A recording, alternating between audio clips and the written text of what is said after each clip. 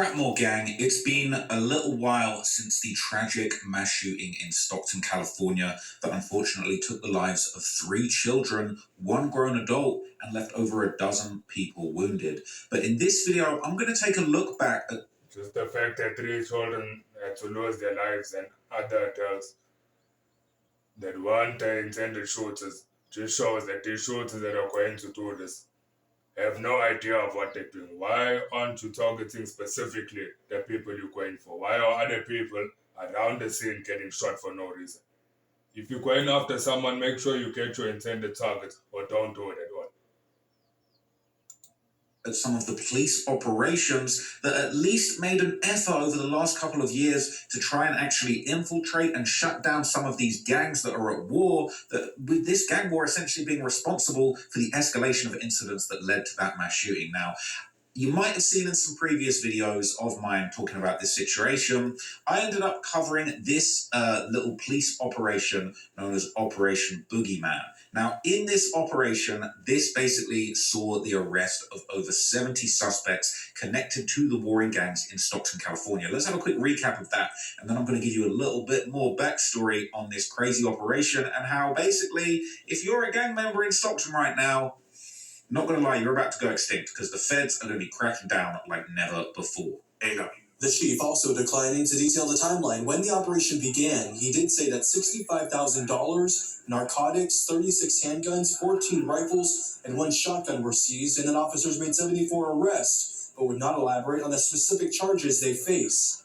Every gun seized from the street saves a life. Operation Boogeyman is one of the largest gun violence intervention operations in our county's history and perhaps the state. Stockton City Manager echoing that pride. We are winning. Crime is on the decline in Stockton, and it is not by accident.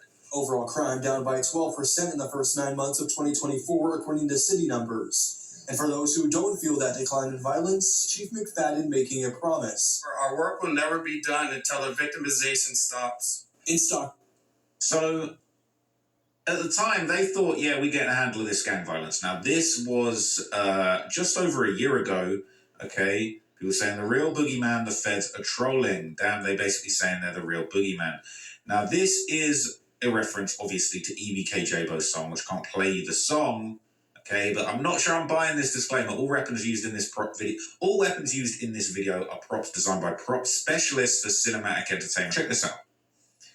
Let's take it back to the late 80s. In Los Angeles, where gangs like the Bloods and Crips were strongly established. You see, this was during the era of the war on drugs, and police here imposed a swift crackdown on gang members, causing thousands of them to relocate to places like Stockton, either to avoid LA's law enforcement or to start a new life after being released from jail. And it didn't take long for the gangs to set up shop in Stockton. By the early 2000s, the Bloods, Crips, and Norteños all had turf here, and by the mid-2010s, the Stockton police said that there were more than 70 gangs operating across the city. And fast forward to today, Stockton's still rolling deep with gangs. Just recently, there was a massive initiative, Operation Boogeyman, where law enforcement targeted EBK, short for Everybody Killer, a gang that police called one of the city's most dangerous. And in this operation, dozens of gang members were taken down in that sweep. So today, I'm linking up with a Crip set right here in Stockton, one that has an interesting mixture of Asian and Black cliques, and together we will visit a few active battlegrounds of gang territory in the city. But first, a quick word from our sponsor. So, he really got stuck in and chat with Tommy G, man. He does amazing work in the sub on the second channel to him. We double sub now, okay? He gets himself into some of the most dangerous places, there's dangerous locations, and basically he goes deep into the situations. Now, what is crazy, okay, is that 3 of the most notable Crips that were arrested in this operation were none other than Nano MB, Flyboy. Yeah, well, none other than most likely the people that were part of this video with Tommy G. Dougie Threes, and a third member named Bkandz. Now, these people might be familiar to you if you've been keeping up with my videos about the mass shooting recently. Check this out. You can tell I'm paranoid, bro. I be paranoid, bro. The police, that's the only thing that scare us out here. For real, we ain't ducking nothing for real. But that's why I literally had to just tuck behind the car, because if they would have seen my face, they would have turned around and came over here and blitzed all of us right now. I'm out on one bill right now for the boogeyman that died in Bkandz, Dougie 3Z. A couple of other homies and shit that was in 2020, man. Oh God. Were you the boogeyman in this operation? Hell no. After purchasing our first unit, there was rapid growth from our side. The workshop became very small, so we needed. Calling it Operation Boogeyman is trolling, especially when you're considering the fact that it's like these are your ops names, and then you arresting the guys that are beefing with the guy that's on a song calling himself the Boogeyman. But anyway, I digress. Okay, Bkandz MB3Z. All right, pronounce Bandz MB. All right, I'm still trying to learn people's names and how to say them, because when you see this name pop up on the screen, you start saying Bkandz, Bkandz, Bkandz MB3s. I believe, okay, people are telling me this is just pronounced Bandz MB, right? We're not, the K is silent. Guess they're BK, B killer. They're blood killer, so they got to say Bkandz. So the K is silent, so it's Bkandz, it's Bandz, right? MB3, or Bandz MB, and then the 3Z, they're just adding that at the end. You know what I'm saying? People, you heard EBKJ Bo talk about F the 3, F the 4, pop to 5 dude before, so you know what I'm saying? That's the 3, but we're learning together.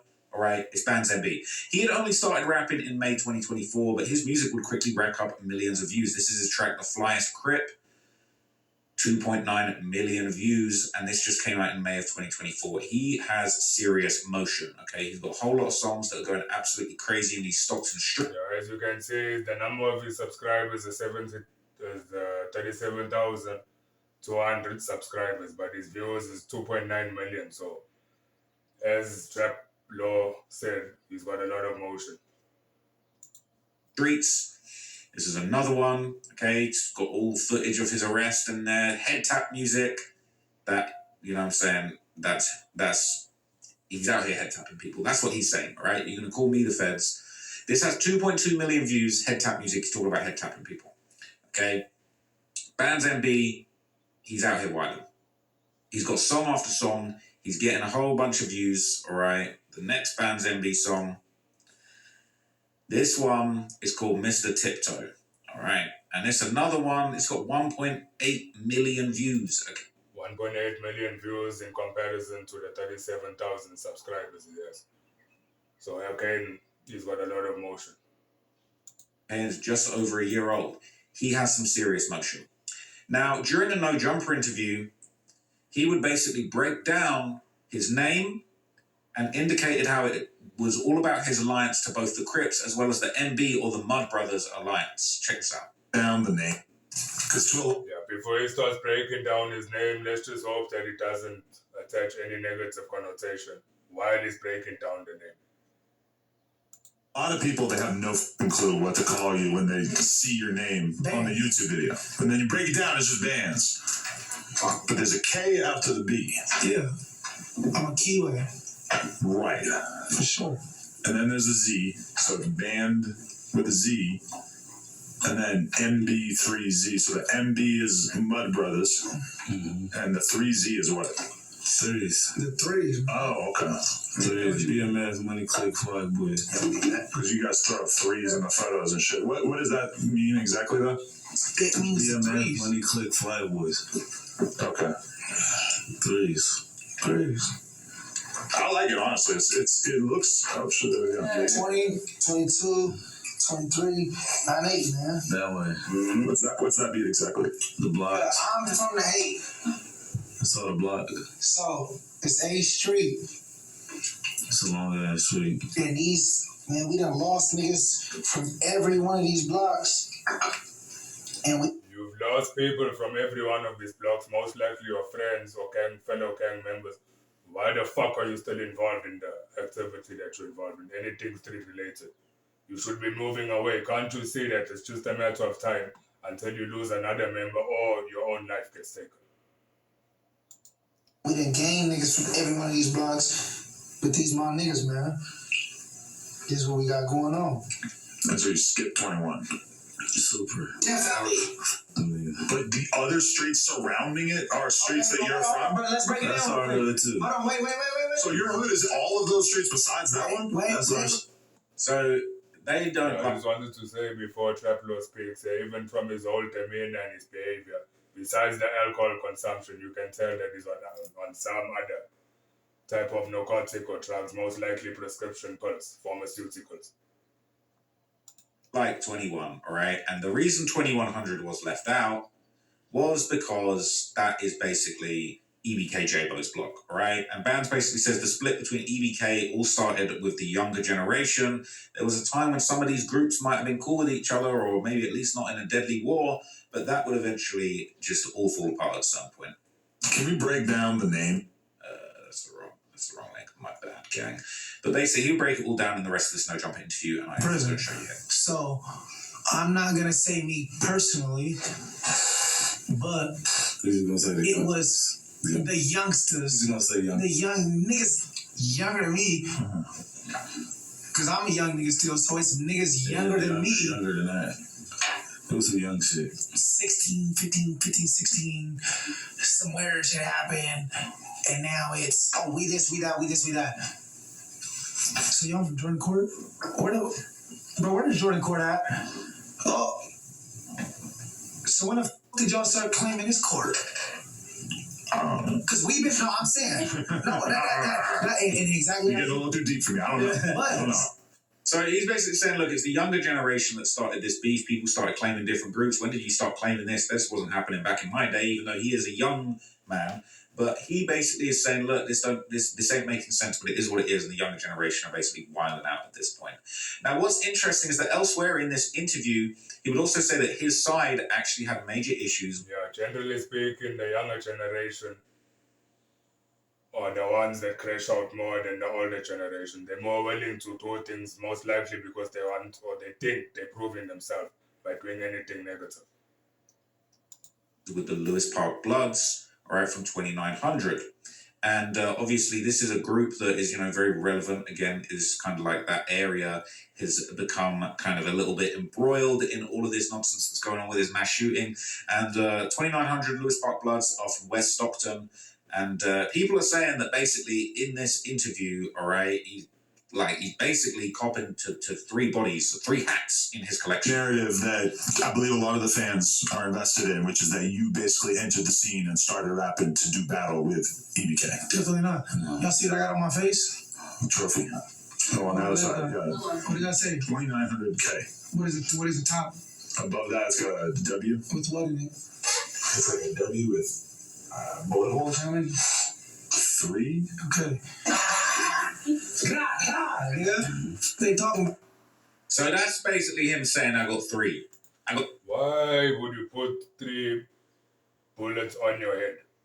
Essentially representing that you possibly or allegedly killed 3 people. Isn't that putting negative attention on you? You know that a platform like No Jumper, most likely the feds are watching, the police is watching, the state is watching, your enemies are watching. Don't you think you're implicating yourself by putting these bullet holes on your head and then speaking of street activity? And then when they open a case against you, you want to wonder why they open a case. Meantime, the whole interview, it's like you came here to self-snitch. You're giving the feds information on yourself that they never even asked you for free. Most likely for free. Got 3 bullet holes, 3, you know what I'm saying, it is what it is. Oh. You're saying those are more important now? And look at this also, just by the by, right, over here it says on War in Cali video, did he catch 3 bodies? The crazy story of rising rapper Bkandz MB.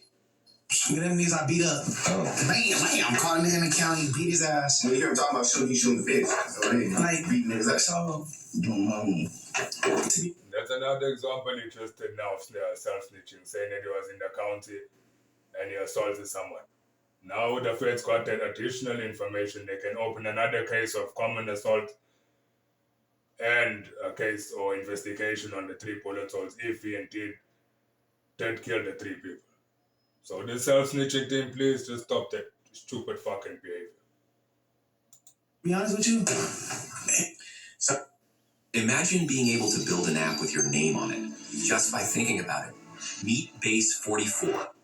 So he basically is saying he got 3 somethings, right? He got 3 somethings, don't worry about it. Now, one of these alleged Bs, one of these alleged hats, would actually be this 2019 homicide. This is June the 29th, 2019. Okay, and this will basically be the shooting of a young man called Elijah Johnson, aka Eli, from the Westside Lewis Park Bloods, right? And this basically says on June 26, 2019, officers responded to the area of Hickok Drive and Comstock Drive on a report of shots fired and a victim down. Upon arrival, officers located Elijah Johnson suffering from a gunshot wound. Johnson was transported to the hospital but later died from his injuries, and witness described the suspect as Hispanic male in his early 20s. Why would you go to shoot someone in public in broad daylight in a vicinity area like this, where you know that there's most likely cameras everywhere or all over? Why don't you wait until the nighttime if you're going to do something like this? And then when you get arrested, as you can see, he's on camera. It doesn't even look like he has a mask on. He's just got a tracksuit on. And then when there's an investigation or indictment, you want to get surprised. He's approximately 6 feet tall with a thin build. Suspect was last seen wearing a dark hooded sweatshirt, dark sweatpants, and yellow stripes, black shoes. Suspect associated with a maroon late 2000s Honda Accord with a possible sticker on the front windshield. Okay. And this is the top comment. The Fly's Crip rapper Bkandz just went down for this body. They got him.